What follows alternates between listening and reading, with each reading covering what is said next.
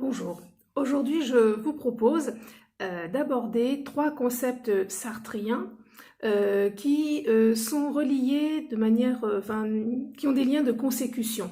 Ces trois concepts sont l'esprit de sérieux, la mauvaise foi et le salaud. Alors l'esprit de sérieux suppose la mauvaise foi et la mauvaise foi peut faire de nous des salauds. Alors avant d'en venir à ces trois concepts, une mise en contexte, Sartre est à l'origine de la philosophie existentialiste athée. Pourquoi athée? Parce qu'il existe un existentialisme chrétien comme celui de Kierkegaard. Il existe aussi d'autres existentialismes qui n'entrent pas dans ces deux catégories comme celui de Heidegger. Alors, le propos de Sartre est de comprendre l'existence humaine, plus précisément son sens, si elle en a un.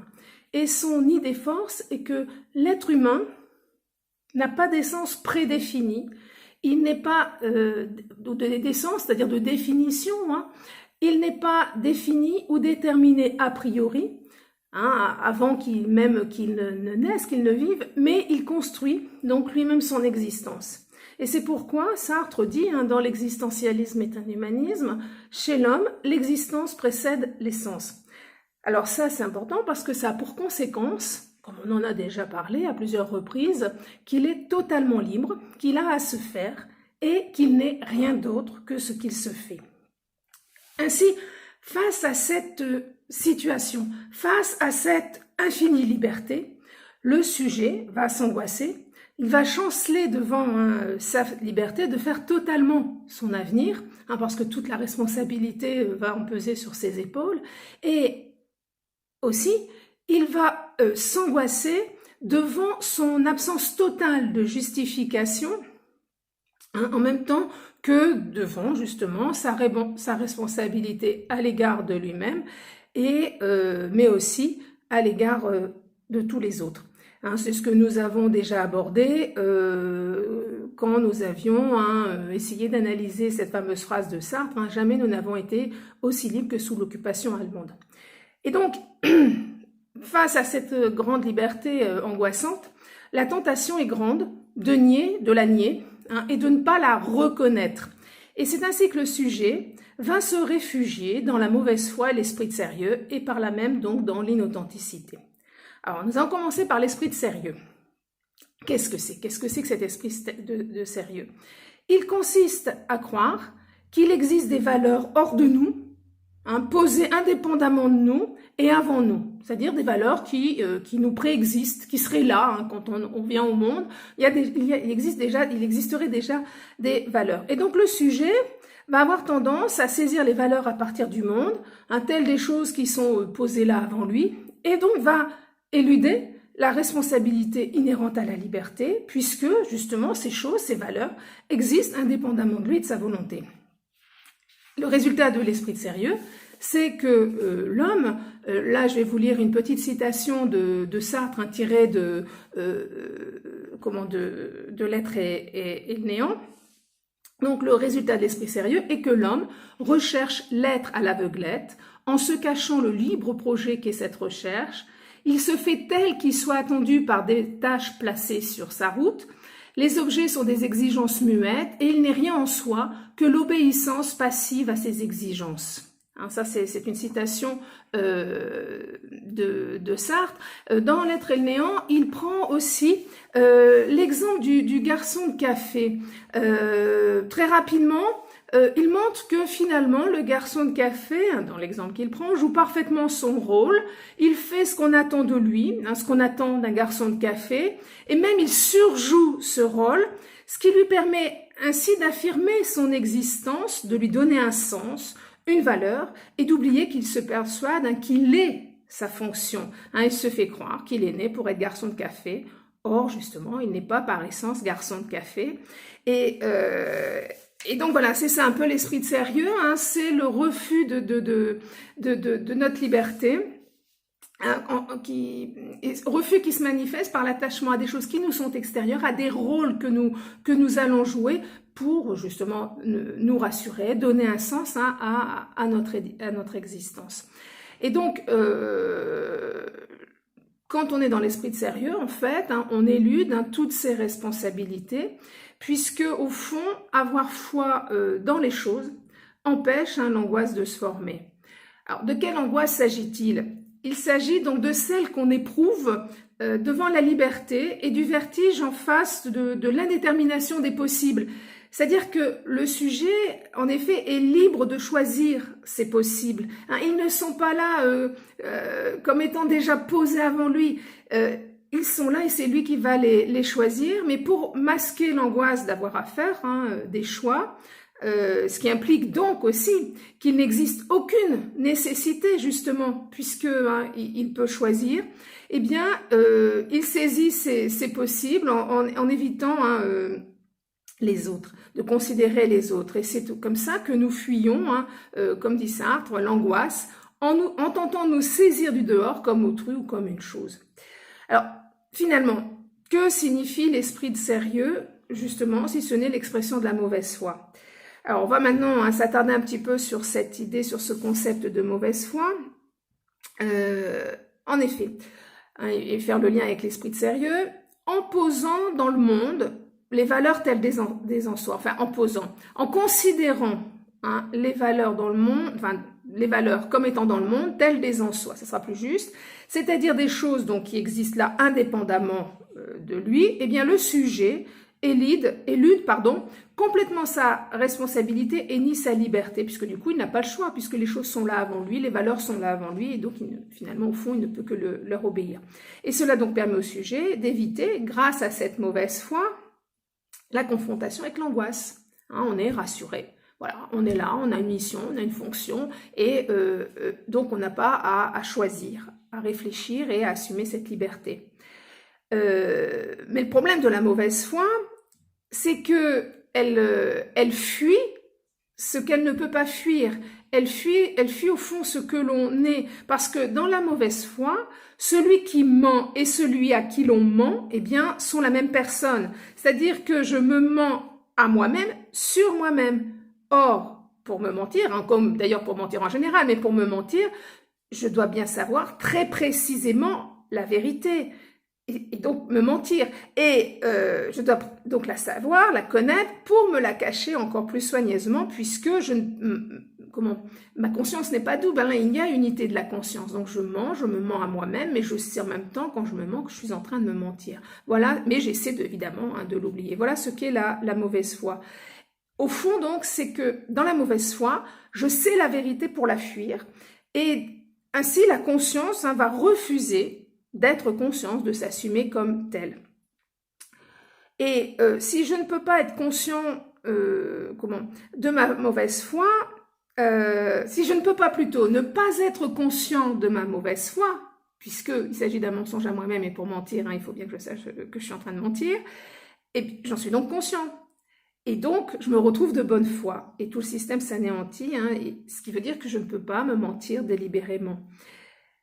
Et donc, la mauvaise foi n'est pas tenable. Elle n'est jamais, au fond, innocente. En fait, quand je suis de mauvaise foi, au fond, je sais que je suis de mauvaise foi.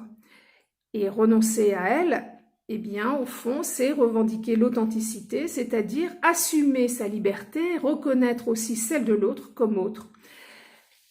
Mais la liberté ne consiste pas en un simple choix entre différents possibles. Ce n'est pas que ça, en tout cas. Elle est aussi ce qui va permettre de donner un sens à notre existence.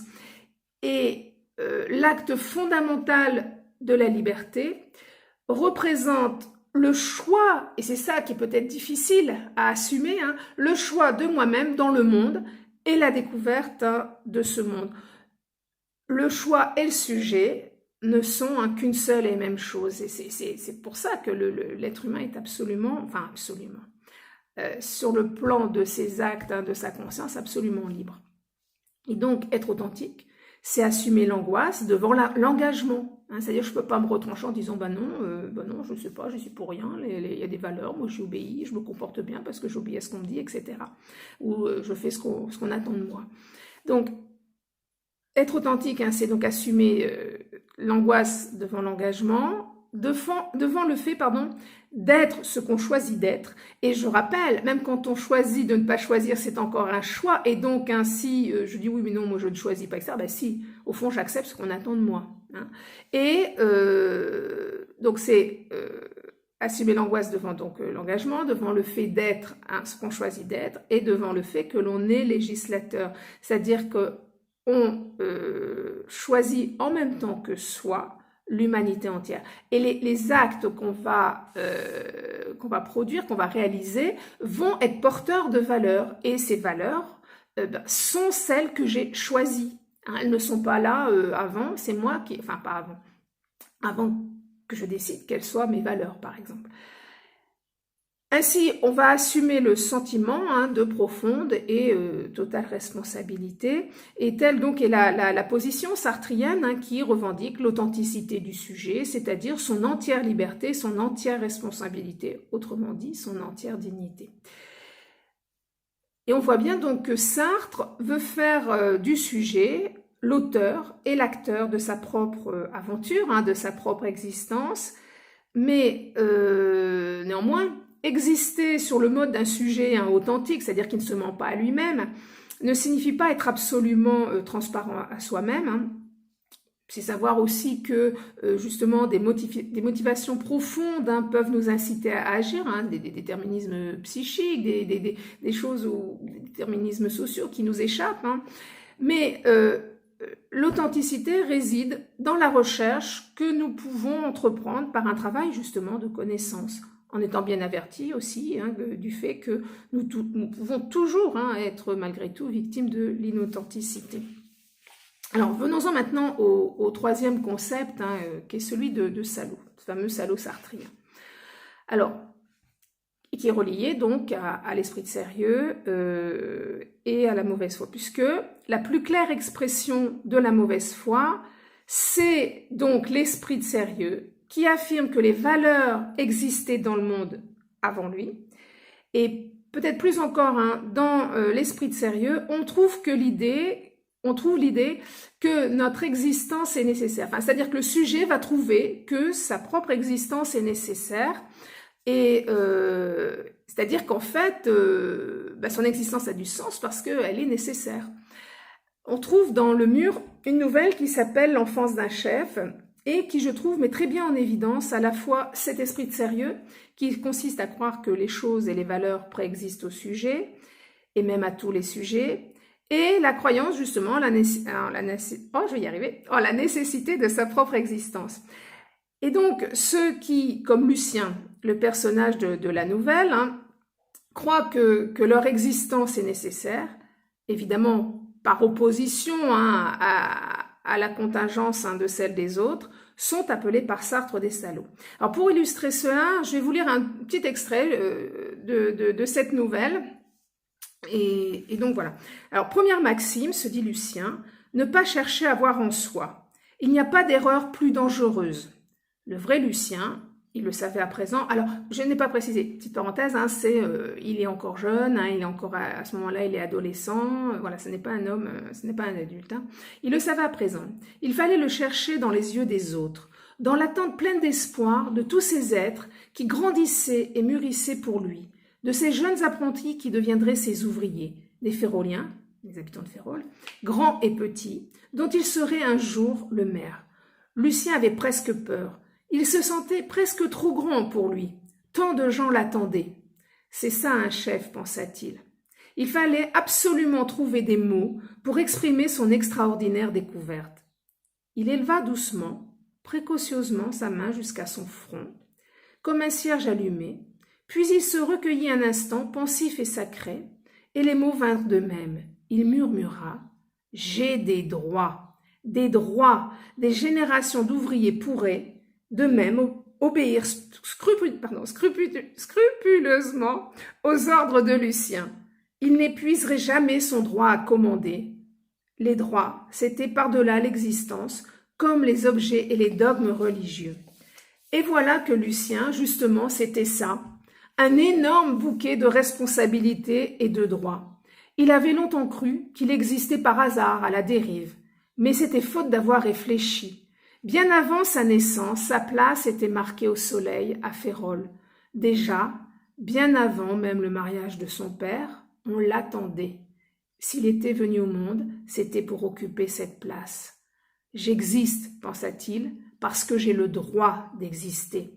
Et pour la première fois peut-être, il eut une vision fulgurante et glorieuse de son destin. Voilà ce texte que je trouve vraiment très révélateur de ce qu'est l'esprit de sérieux. Alors je l'ai un peu coupé, donc je rappelle, il se trouve dans le mur, recueil de nouvelles, et cette nouvelle en particulier s'appelle L'enfance d'un chef. Vraiment, je vous la recommande, elle est vraiment très intéressante.